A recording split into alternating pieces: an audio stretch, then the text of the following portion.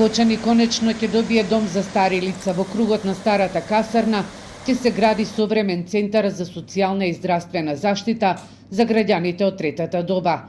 Изградбата ќе чини 226 милиони денари. Средствата се обезбедени од унгарскиот кредит, а во него ќе се сместат 141 лице. Во тек е избор на градежна фирма која ќе го гради домот за стари лица. И на 15 јануари ги отворивме понудите. За моментот имаме 5 понуди. Во текот на наредната недела ќе се разгледуваат документацијски сите понуди и ќе се постави негативна аукција, тоест ќе се оди на намалување на цените за изведбата на старечкиот дом во Кочани.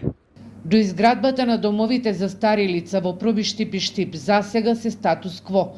Проектот за Пробиштип треба да се ревидира, додека во Штип објектот е карабин, но поради статусот на дивоградба веќе 10 години нема градежни активности. Треба првин да се разрешат тие правни елементи кои што не зависат од нас, нели како министерство во делот на финансирањето и поддршката.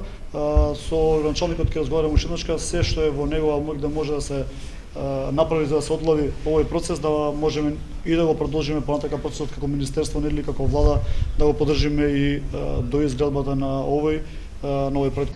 Бригалничкиот регион има потреба од домови за стари лица, за сместување на повозрасните граѓани кои остануваат сами и нема кој за нив да се грижи, бидејќи нивните деца, семејствата се заминати во странство.